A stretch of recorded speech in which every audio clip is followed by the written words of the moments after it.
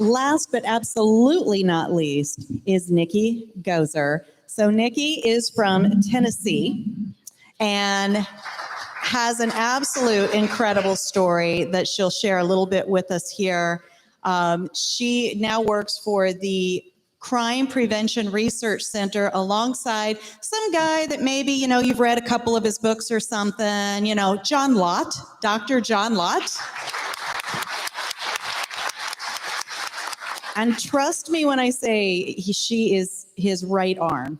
I mean, he relies on her incredibly, and I am so excited that he could spare her for a little while to come out here to Arizona and talk with us today.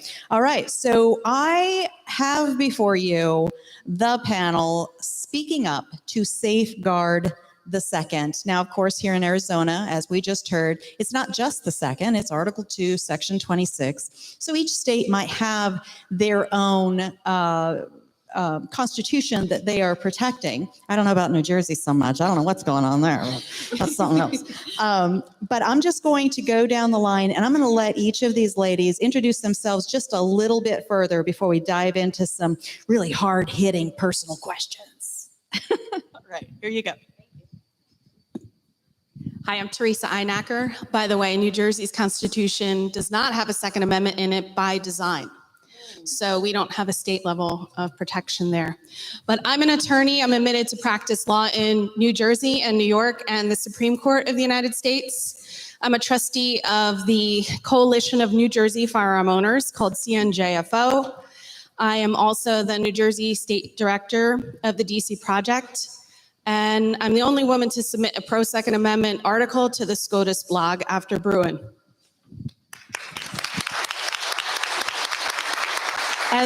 As we go down the line, you're probably going to start hearing the theme of, I have something to do with the DC Project. That is how I've met each and every one of these amazing human beings. So. Hi, my name is Lauren Snyder. I am the second vice chair of the Arizona Libertarian Party. I am originally from New York, but I left as soon as I could because I was tired of living in a place where I could not legally defend myself. I'm a member of the AzCDL and the DC Project. I've lived in Arizona for 3 years now, and I am really excited to continue participating in speaking up for Second Amendment rights in the Arizona legislature.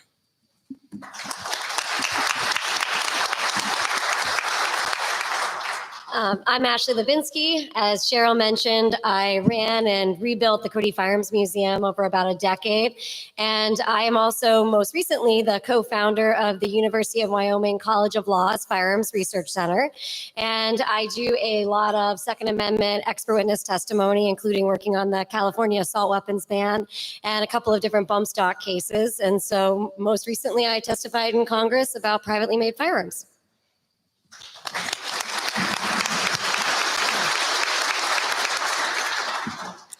My name is Holly Sullivan, and I am the president of the Connecticut Citizens Defense League. We are 43,000 members in one of the most difficult states for gun rights in this nation in the last 10 years.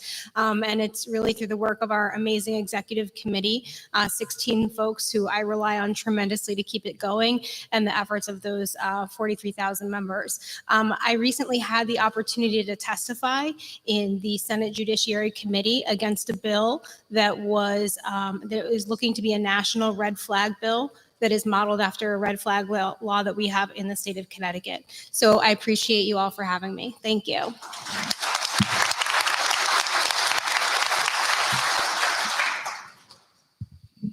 Hello there.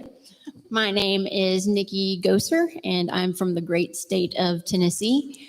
I'm the executive director for the Crime Prevention Research Center, but I'm also a victim of a violent crime. Do you want me to go into that right now or wait? Go ahead and just give them the overblush. Yeah. My husband 13 years ago was murdered right in front of me by a man who was stalking me. And because of Tennessee state law at that time, you were not allowed to carry a permitted legal firearm into any restaurant if they served any alcohol. It was gun-free zone, and I followed that law and left my firearm that I normally carried for self-defense locked inside of my vehicle that night. And the man who was stalking me did not have a permit to carry, brought a gun into a gun-free zone illegally, and when management confronted him to ask him to leave at my request because I realized I was being stalked, he pulled a .45 from under his jacket and shot my husband 7 times in front of everyone in the middle of a busy restaurant. So I've spent the past 13 years trying to educate people about the dangers of gun-free zones, how they are actually a welcome sign for evil people to do evil things and harm as many innocent people as they can. Good people are made defenseless in these places. I have never blamed the gun. I'm a huge supporter of the Second Amendment, and I felt like a victim's voice was important to stand up for gun rights and our basic human right of self-defense. Thank you.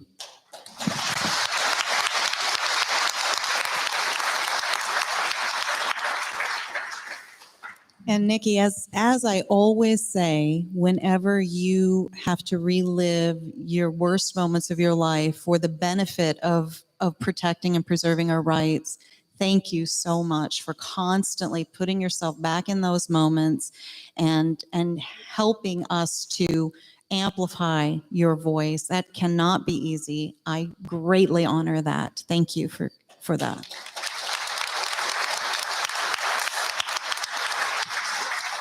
So the reason I assembled this panel, and I am telling you, these are amazing women. We all know other amazing men and women that have amazing stories and experiences. So the fact that I was able to grab these awesome people, I feel so blessed and fortunate because busy people are busy and they all took the time to come and be here. But the main reason I wanted to do it, all of you are members. So you have taken that big step forward, right? You are, what did we say, Michael? Was it 1%?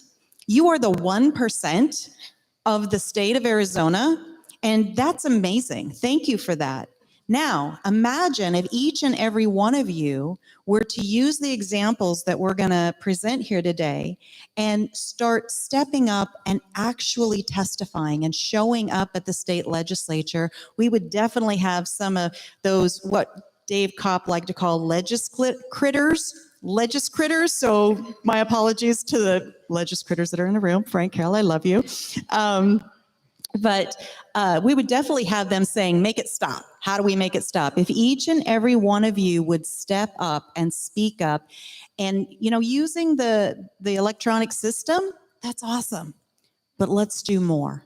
I want to encourage you and inspire you to do more through these ladies today.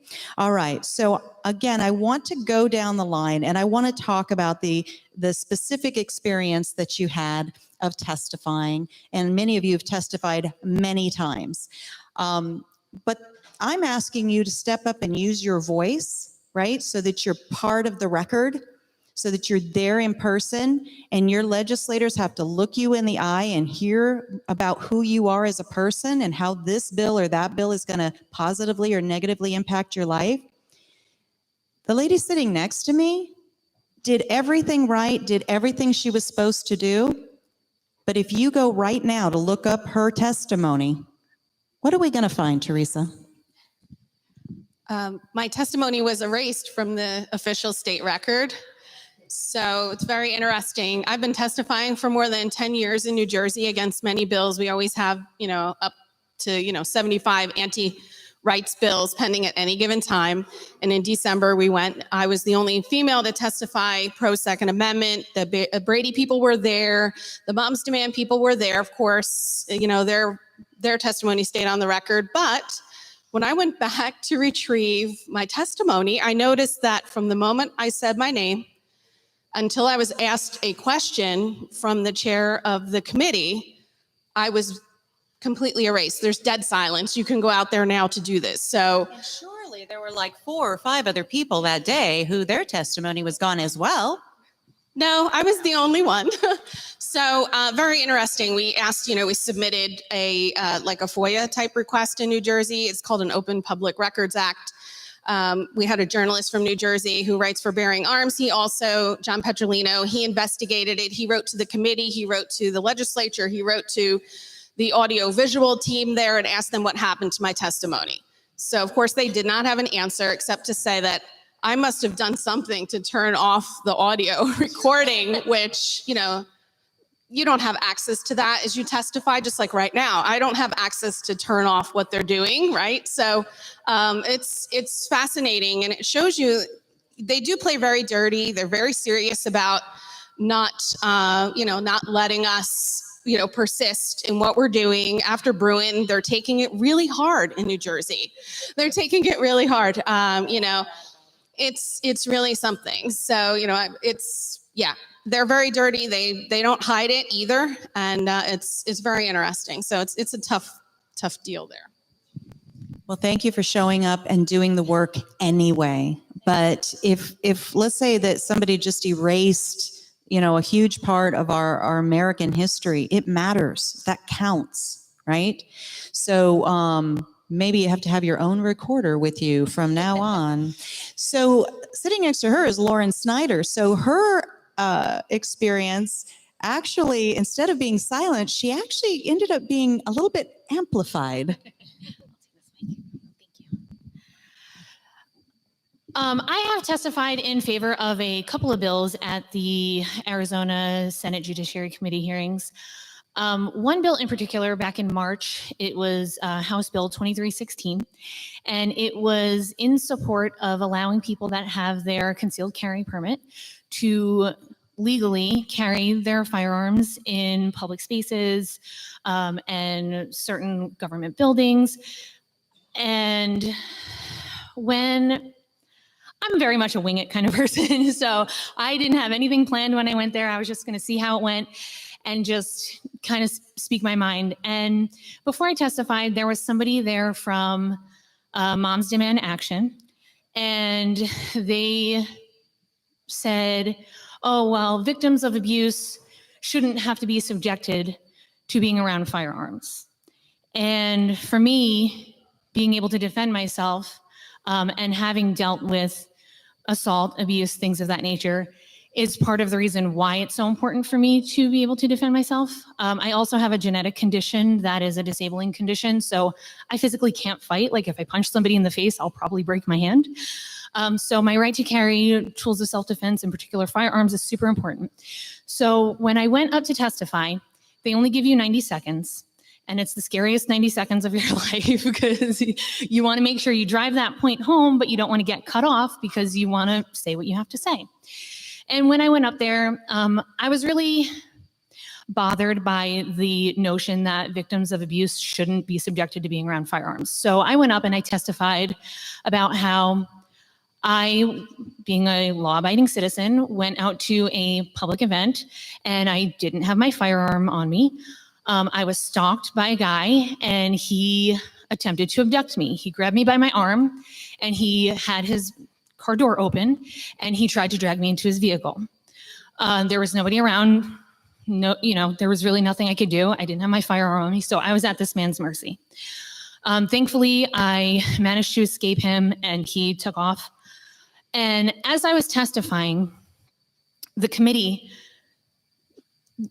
I hate to say it, but all of the Democratic senators were completely tuned out. And here I am spilling my guts about an assault that I endured in an attempted abduction, and they couldn't care less. They were typing on their laptops.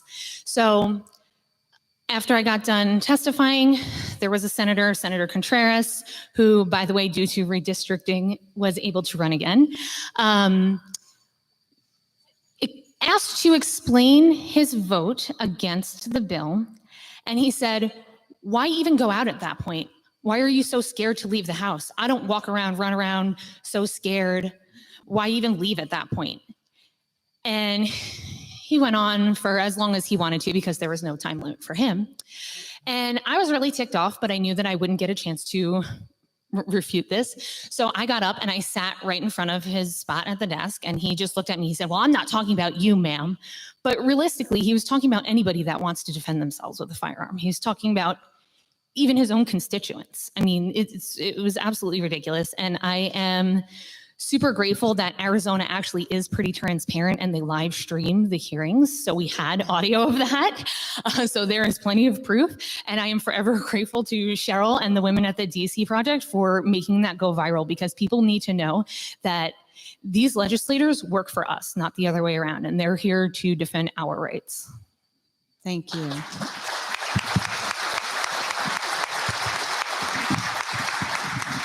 So that was the first time that Lauren had ever testified, and I had met her, just a couple of days before that at the Second Amendment rally that I help organize every February on the lawn of the Arizona State Capitol.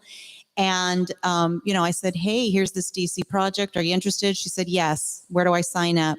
I said, hey, we've got this bill coming up. Would you be interested in testifying? She said, yes. She showed up. And the fact that she did and spoke up is what caused this Contreras person. It's unfortunate that we even have to say, well, the Democrats were checked out and, whatever. It's not a political issue, except that it's been made a political issue. But the fact that she spoke up, it caused this Contreras person to say ignorance. And if she hadn't have, we wouldn't have had that opportunity to really see what this legislator was about and how he looked at a constituent. So it is important that we use our voices. Thank you for that. Next to Lauren is Ashley Lubensky. Now, Ashley generally testifies as an expert witness. So it's a little less like, this is my personal story, right? And a little more like, well, here's the history or whatever. And so she was testifying at the 2021 Senate Judiciary Subcommittee on the Constitution. I don't think they were speaking from a constitutional stance. The hearing was titled, Stop Violence, Ghost Guns. So she is all about correcting the language. And so take it from there and tell us what that was all about. So as Cheryl said, I kind of have two different experiences as a witness. As an expert witness, I get the pleasure to sit in a deposition for like 6 hours and have my expertise questioned, but it's actually one of my favorite things to do. People say I'm not right in the head because of that. But the Senate Judiciary Committee was way different because I had 5 minutes, which is a struggle for me because I like to talk longer than that. But I think the most interesting thing that I took away from that was that Senator Blumenthal chaired that committee. He actually came up to speak to me before, and oddly enough, had shown that he had read my 20-page report, which I had submitted the day before, so he had 24 hours. And he was very nice. And it was kind of funny because as I sat down, as we were like getting ready to get started, I thought in my head, I'm like, wait, was he messing with me? Was he trying to like mess with my head? And I did my 5 minutes. And then what's interesting, and I know you guys all have that experience, you can't speak unless spoken to in the question and answer portion. And there was only one Republican in the room. So I was like, well, this is going to be fun. So we got through super quick because there were just not a lot of people in the room because they had to be on the floor for something else. And so Senator Blumenthal said, we still have time. Why don't we go around for another set of questions? And he decided to ask me questions, which he did not have to do. And if you've seen the video, you know it didn't end well for him. He made a point about one of my statistics, which actually I did have the footnote wrong on it. But we went back and forth. And so we were talking about privately made firearms, which they call ghost guns. And so we went back and forth about that. And then randomly, he starts talking about background checks, universal background checks, which was not what we were talking about. But he did something that was really interesting. And I didn't know what it was until later, which is that, I'm a historian. My personal opinions are not for public record, and that's not why I'm brought onto, these panels and these cases. I'm there to provide a professional opinion. And so he starts talking about background checks, and then he, says to me, well, do you personally support universal background checks? And my default response is always, as a historian, blah, blah, blah. And he interrupts me and he goes, no. You personally. And I said, luckily, I kind of blacked out. Sometimes I get freaked out and I just say things. I said, well, I'm not here to give my personal opinion, but I'm more than happy to give you my professional opinion on, universal background checks. And then we continued on the conversation. And I learned from some friends who work on the Hill that what he was trying to do was get me to go on record about my personal opinion so that anytime I testify in the future, they can invalidate my professional opinion by saying that I am biased. And so I very grateful I didn't screw that one up, but then yeah, the back and forth went very interesting after that, and I got to come back to my favorite topic, which is marketing terms, which is ghost gun is a marketing term to make you feel like you know what someone's talking about, and that's why people get behind terms like that because they think they know what they're talking about. And so he said, well, everyone supports universal background checks, and I was able to say, well, exactly, it's a marketing term, so people think they know what it means. And then it got real quiet. And then he was like, okay, thank you. And then he had to ask a question of one of his witnesses and was like, but ghost guns are really bad and violent and we need to get them off the streets. And the guy was like, yep. And then they cut it off and ended it. So it was a lot of fun, but I think he regretted asking me some questions.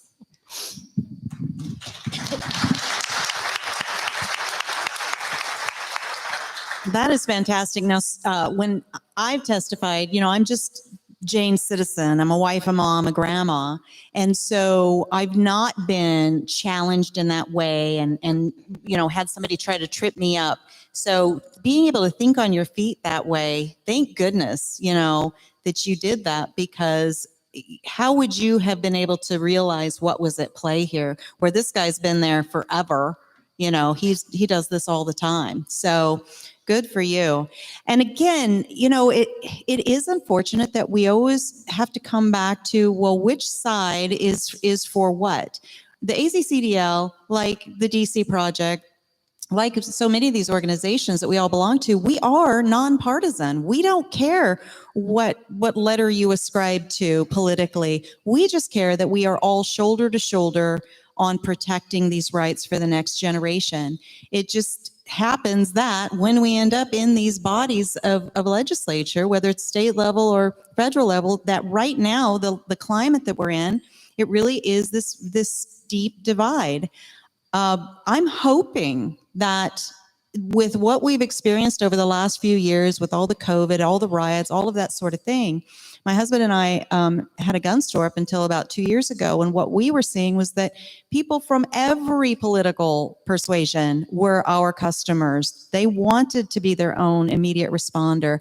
The more that we move forward in that vein, I think we're going to see less and less of the politicians spouting off how divisive this is.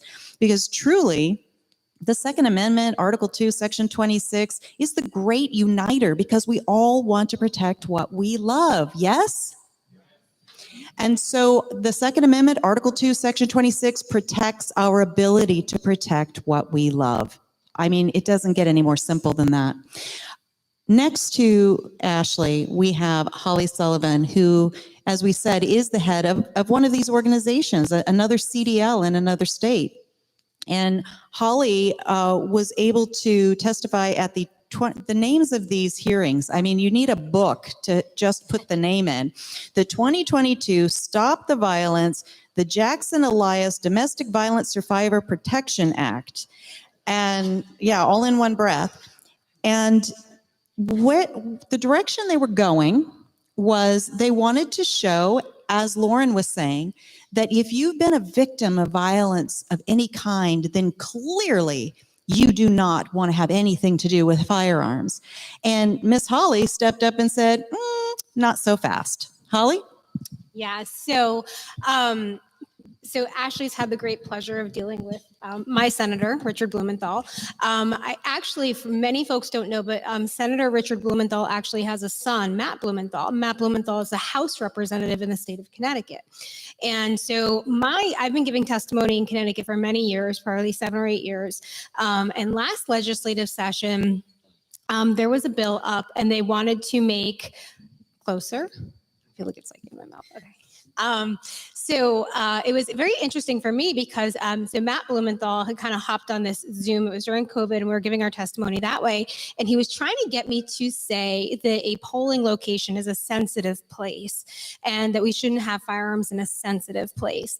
And they were very leading questions. It was, wouldn't you agree that? And and ultimately I said, respectfully, you're leading me, and I don't agree, because the location where I vote is the same room that I had my baby shower in, and the same room that I've gone to other baby showers in. And just because it falls on that Tuesday does not make it any more sensitive than any other day. He's not joined a Zoom testimony with me since. But what's interesting, so at the state level, you get the opportunity to testify just by signing up. The federal level is very, very different. So when you testify in Washington, D.C., it is by invite only. And that is only through the great work of the DC project and the connections and the work that has been done through the DC project that avenue was open for me. So not ironically, but not surprisingly, I was not invited by my senator, Richard Blumenthal. I was invited by Senator Ted Cruz to be there. So Senator from Texas reached out to the president of the Connecticut Citizens Defense League and said, would you please join us and share with us what's going on here? So in my testimony hearing, it was very emotional. The family of a woman who was killed, who lived in the next town over to mine, was present. So Lori Jackson lived in Oxford, Connecticut. The towns go Newtown, Southbury, Oxford, 3 towns in a row. We all know what happened in Newtown. I live in Southbury. I serve on my city council in Southbury, and Oxford is the next town over. And I remember very distinctly the day that Lori Jackson was murdered. I remember everybody being on heightened alert. It was a hard time. And what I thought was striking to me is that her family very truly believed that this firearms transaction was legal. Her killer, who was just her estranged husband, purchased a firearm in Virginia and transported it himself to Connecticut. And as we all know, you may not purchase a handgun out of state and bring it back into another state. Her family doesn't understand that.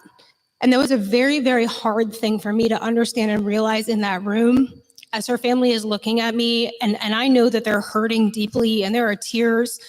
The committee, there was many times there was only one. At any given point, only Ted Cruz was present, if at all. The other Republicans were all called out of the room, so it was me versus all Democrats. And to Ashley's point, they do very selectively choose what questions. So any kind of question that was geared emotionally, they would ask the other 2 witnesses and they wouldn't ask me. But Senator Ossoff from Georgia finally spoke up and said, well, Ms. Sullivan, a man has been accused of that he's going to hurt his wife, and it's a straight yes or no question. Should he be allowed to buy a gun? And he wanted to gotcha me, where it was on the record that I was going to say, and he was like, it's yes or no. There's no other answer. It's yes or no. And I just simply said, until he's been adjudicated, yes, you may purchase a firearm until a judge has said that there is a legitimate risk. And it's a very hard thing to do with a family that is deeply and emotionally suffering. And it's very hard to see and understand that they are being so misled and that they don't understand that that law would not have saved her sister, their daughter, because it was already an illegal firearms transaction. And I think that's a really eye-opening thing as a citizen of this country to see that the Senate Judiciary Committee will do that. So. Thank you.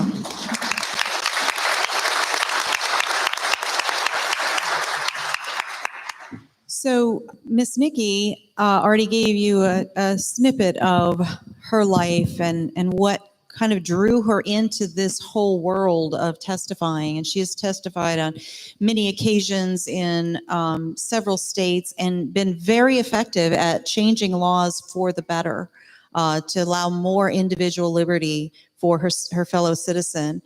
But there's this idea out there about these red flag laws, and people at first blush, a lot of times people start doing the head bob like, oh, red flag laws, that makes sense to me because we want to keep guns out of the hands of dangerous people, that sort of thing, right? But there's so much more going on there, and it really is a gun confiscation scheme. And I think more and more people are understanding it.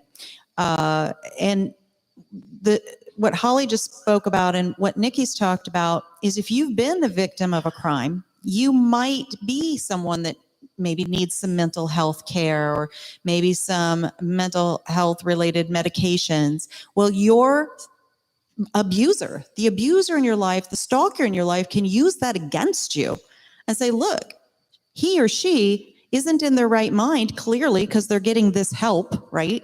And so they need to have their rights taken away and their protection taken away. And it's a very twisted, evil, backward thing.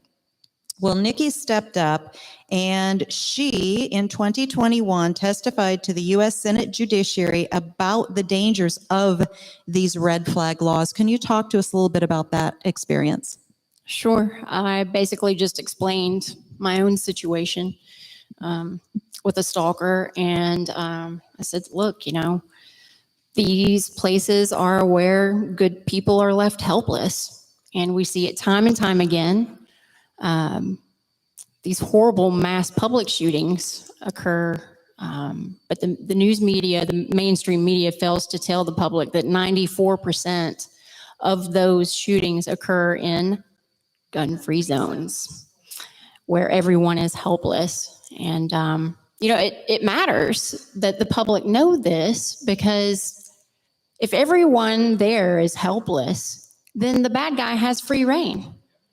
And the only way they're going to be stopped is if they commit suicide, which many of them do. They kill as many people as possible, and then they off themselves as soon as, guess what? A good guy with a gun gets there.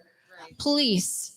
And then, if someone happens to be carrying illegally in a gun-free zone, like where was it? Was it Indiana? There was a mall. Yeah. Elijah Dickens, I believe, was his name. And he ignored the gun-free zone sign on the mall and carried anyway. And when the bad guy started shooting people in the food court, Elijah took care of business and took that guy down in 12 seconds or something, 20 seconds? Yeah, it was fast. So, yeah.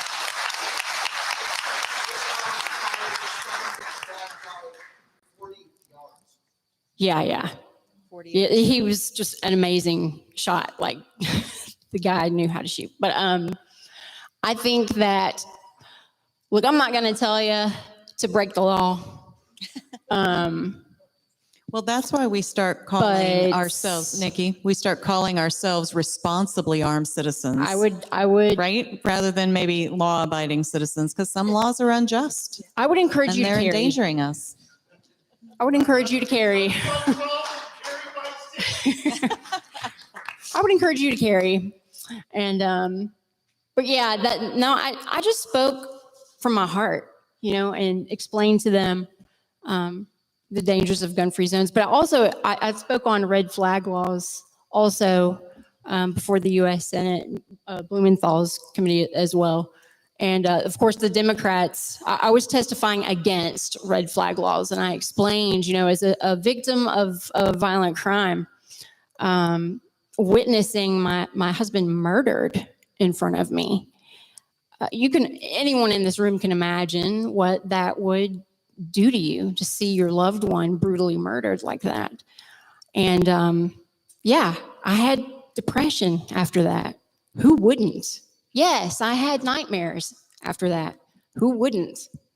Was I a danger to myself or others? No.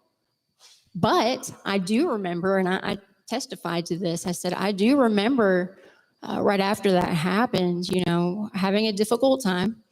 And I remember going to bed at night and thinking to myself, you know what, if the good Lord wants to take me in the middle of the night, I'm okay with that, because this is really, really difficult. I didn't know how I was going to face another day. Now, did I want to kill myself? No. But you can see where someone may misinterpret that. And it could be someone even well-meaning, someone that loves you, a friend, a family member, a coworker. And red flag laws, there's no real due process. They simply make a complaint, file something saying, hey, I'm concerned about Nikki. We know she owns guns. She's depressed. She's telling us things like,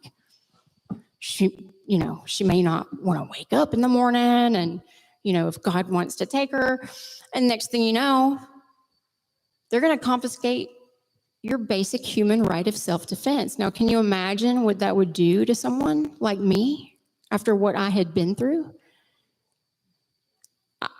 I'm scared. I want to be able to protect myself. I've witnessed this horrible thing, and you take away my ability to protect myself without due process. And I explained we already have laws all across the nation right now. Different states call the law, it's basically involuntary commitment law, but in Florida, they call it the Baker Act. But there's due process up front already on the books, and we should be utilizing it and not ever expand red flag laws. That's what they're trying to do, is expand red flag laws across the nation. And I think it's a horrible thing. I believe in due process, and I think it's very, very important. Awesome. Thank you. Thank you so much for that.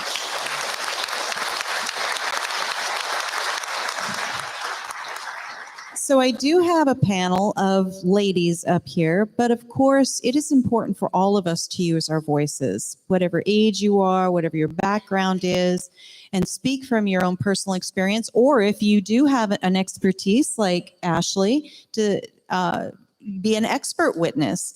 So I want to go down the line again, starting with Teresa, and ask you, is there something particularly impactful about your voice, that you are someone that the other side, right? We're going to say the other side. We're going to stop using the D word up here, right? Because we're nonpartisan. The anti-rights people, the anti-gun people, is it harder for them to just automatically discount you? And how can you use whatever your answer is to encourage someone out there, either in this room or in that camera over there on the Facebook Live, to realize that, the somebody is looking back in the mirror? That's a great question. Thank you. I definitely think, being in a state where we can't exercise our Second Amendment rights, and we're all in the process now. I've applied for my permit to carry, which I never thought that day would come. I think that being a counter voice, even if you are the only one, especially in this environment where people don't want to admit in their workplace that they are gun owners in New Jersey. They are, all sorts of things. People are afraid to do this in some circles because there could be some professional repercussions or whatever. You really have to understand that this isn't about just you. This is about our children and the next generation, because they're going to ask, what did you do? What did you do to make this better? Because I've gone back and looked into the research in New Jersey to find out, how the heck did this happen? Okay, when did this happen, and how did it happen, and who spoke out against it? And when I went to do the research, I couldn't really find any opposition to it. They were silenced. That's true, right? Which is part of why it disturbed me so much that my testimony had been silenced, because someone's going to look back, or my daughter or grandchildren, if I have them, someday they'll look back and say, what did you do about this? Why is there no record of this? So you have to speak up and understand it is not about yourself. It's about beyond yourself, because the next generation is going to ask, what did you do to stand up for this? Why silence really is consent, and coming from a place where you really have to fight. I mean, the government argued that the Second Amendment did not apply outside the home. So, right, this is what life is like, in New Jersey. So what did you do about it? And I think you have to understand that you have to take the courage to go out there and speak up, even if you face some of the repercussions, even if people think, oh, what's wrong with you? I've had so many things, said to me about that. How can you have anything to do with guns? You guys probably don't go through that here, I'm guessing, but I've had that personally said to me. So it is not about yourself, and you have to take the courage to do it, because someone in another generation or in 50 years from now is going to ask, how the heck did this happen? Who objected, and why didn't you object? And they're going to be left scratching their heads like we were. So I hope that answered your question. Fantastic. Thank you. I always say yes.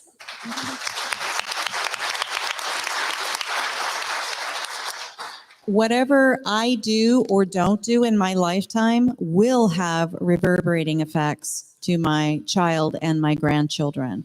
And so, yeah, if not me, then who, right? All right, Miss Lauren, same question. Do I need to remind you? She's like, yes, please. Baby brain. What is it? What is it about your specific voice that makes it harder for the anti-rights, the anti-guns people, the other side, to maybe discount quite so easily? Sure. So I think that, especially when I testified that first time, people look at me and they assume that I lean a certain way. I have colored hair, I have piercings, I have tattoos.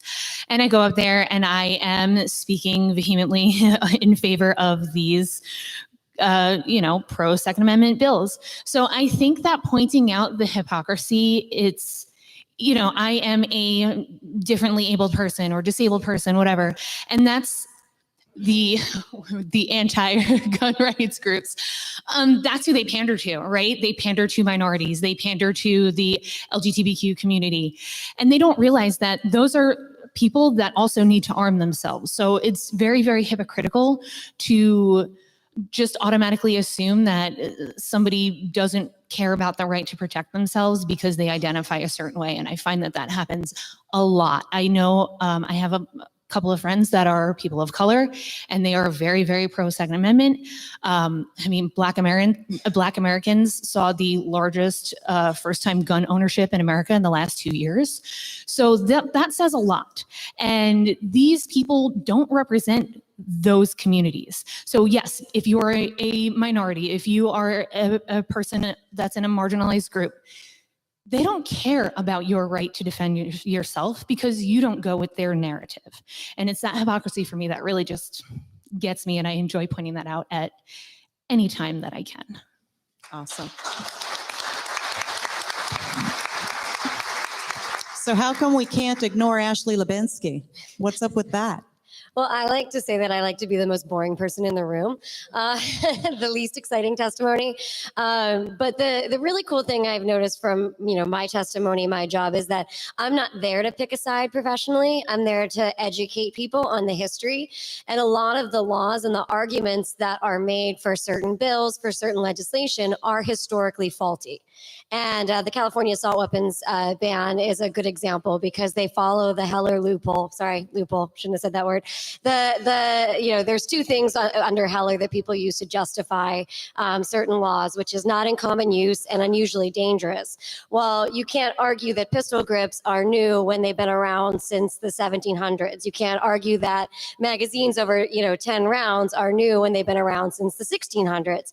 I'm not there to make a declaration on what's right or wrong. I'm there to do a job, which is to provide that historical background. And the one thing that I've seen across the board in my profession is that, the other side, or, whoever's, interviewing me or, interrogating me, they tend to actually appreciate what I have to say. When I finished the 6-hour deposition for the California case, at the end of that, the court reporter was like, "Oh my God, that was so interesting." And then she stepped back and was like, "That's not my place to say that." But then the state attorney was like, "No, this is so valuable. I did not know any of this history. You have taught me so much. So just thank you, because, you came in here without judgment. You didn't get emotional, and you just told it like it was." And so I really think that history is a great vehicle for that, because when you look back at firearms history, it's on our side a lot of the time, if not all of the time. And so it can be a great way to communicate with people that see firearms as overtly political. I don't do that. I see it as educational. And so I really think that learning about that can help all of us communicate with people that may disagree with us more than anything. Awesome. Thank you. Holly. Why can the other side not discount your voice? Well, it's so funny because I listened to somebody like Ashley, who is an expert, and really my voice is that I'm just an average person. I'm just a normal, I'm a single mom. I've been raising my daughter's turning 9 this year. And especially coming from the town next to Sandy Hook Elementary School. When my daughter was born, I remember, some of the moms groups would say, the conversation would come up and I would say my thoughts on it and everybody was awkwardly quiet. Now I think most people in my community know where I stand on it, being the president of the Connecticut Citizens Defense League. And all you can do is really speak your truth and know that when it comes down to the facts of the argument, the facts are generally on your side. You're not there to, pull any illusions, and you're not there to sway people with propaganda. It's simply fact, like with what Nikki's talking about with gun-free zones. I mean, we know our reality, and you just speak as an honest person. Our attorney general, when we filed our lawsuit in partnership with the Second Amendment Foundation a week and a half ago, when we filed this lawsuit challenging our assault weapons ban, our attorney general in the state of Connecticut said that there were radical extremist groups. And that was a public statement on the news that played back home, radical extremist groups. At a gun rights policy conference last week, I just stood up there and I said, I'm not radical and I'm not an extremist. I go to my daughter's cheerleading and practices and I'm on the field like everybody else and I'm in the pickup line with everybody else. And I think people need to hear that. This is who we are as Americans. We're just everyday people. But when we pull together and we get this work done, that's what's really valuable. And sometimes even within our own community, within the Second Amendment community, not everybody's always kind to us, and just keep at it anyway. I mean, when I started out doing this 8 years ago, and I was, really being mentored by the just like you guys, we've only ever had 2 presidents of AzCDL as well. Scott Wilson founded the Connecticut Citizens Defense League, and he's been my mentor all along. And I remember, back in the day, people would be like, who's this gun bunny? And I was like, my gosh, bless your heart. But we're not always super kind to one another. And I just, remind each other to we're here to help each other up, and our successes are everybody's successes.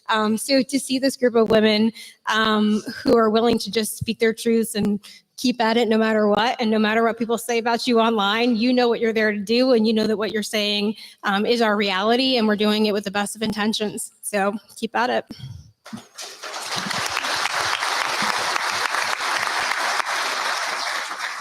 Well, Nikki, I think you've made it abundantly clear with your personal story how it's impossible to discount your voice. It doesn't mean the other side's not going to try, but what do you think it is about you and your story that is so impactful and makes it harder for other people to just keep turning the page? This is hard to answer. I don't know.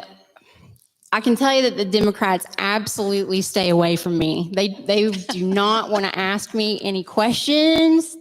I mean, they avoid me, like, yeah. But yeah, when I was invited to testify against red flag laws before the U.S. Senate, I was questioned by Ted Cruz and Mike Lee, and both incredible guys. Yeah. Round of applause for. I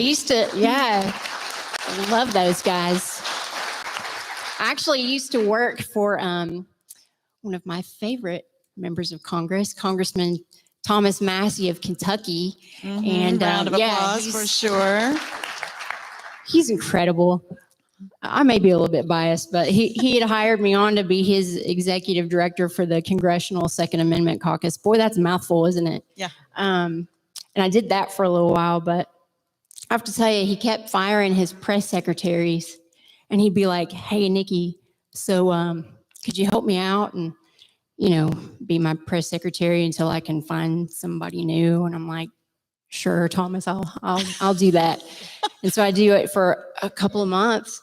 And those are long hours. I don't know if you guys know anything about press secretary work, but I mean, it's long, grueling hours. You are there early in the morning at the U.S. Capitol, and you are there late at night. And but then he fired his next press secretary. After that, he had hired somebody, and then he fired them. And so I had to do that job again. I didn't really get to do much of the Second Amendment caucus work, but anyway, it's just a funny story. And I was there for about a year, but I loved working for him, but I came on back home to Tennessee because I can't stand DC. I told him, I said, Thomas, I love working for you, but this town really sucks. So I hightailed it out of DC and went back to Tennessee where there's real America. Kind of like here, this is real America. But Fantastic. I don't know that it's any different. I think emotional stories tend to, people gravitate toward emotion. I try to, of course, I use my own personal experience, but I try to incorporate facts Yes. through the organization I work for, the Crime Prevention Research Center. And shameless plug, you can go to our website at crimeresearch.org. That is crimeresearch.org. And that's actually, I want you to come back down this way. I've got a minute and a half to finalize this. Holly, what's your organization? How do people reach out? The Connecticut Citizens Defense League is ccdl.us. It is free to join, and you do not need to be a resident of the state of Connecticut. Ashley Lubinsky. So I have a website, theguncode.com, and that's where I put up a lot of my new projects. And the University of Wyoming is looking for funding to build our first website. So, come find me. Theguncode.com. All three words, right? Theguncode.com. Yeah. I had to think about it. Fantastic. Lauren Snyder. Well, I don't have anything fancy like that, but I am actually planning on starting up a chapter of the Ladies of Liberty Alliance here in Arizona State. It's if you just go to ladiesofliberty.com and you can find out more about that. I love that name. Ladies of Liberty. Lola. Fantastic. And last but not least, Teresa Einiker. You can check out the Coalition of New Jersey Firearm Owners at cnjfo.org or on Facebook. There's a very active Facebook page. Fantastic. Thank you all so much. I am honored to call each of you my friends. You make me smarter. You make me bolder. And I just really value each and every one of you. Thank you for being here with us today.